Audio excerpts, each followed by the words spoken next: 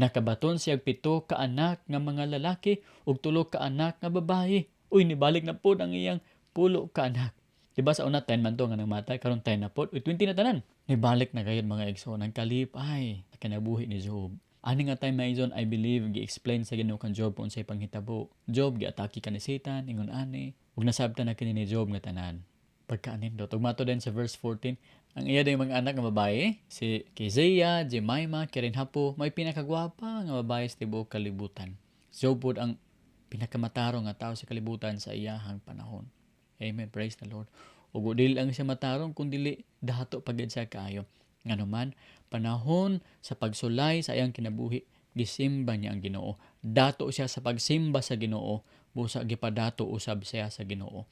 Mga igsoon, mao ni ang sekreto sa maayong kinabuhi ni Job sa unang panahon. Panahon sa pagsulay, gisimba niya ang Ginoo.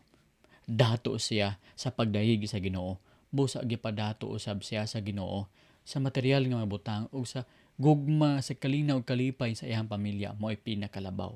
Na mga igsoon, dili man gyud ta mahisama kang Job nga mo dato gi kita kay na may mga Christians nga nangamatay sila nga kabus lang gihapon. Pero mga igsoon, dato kita sa pagtuo, dato kita sa kalipay.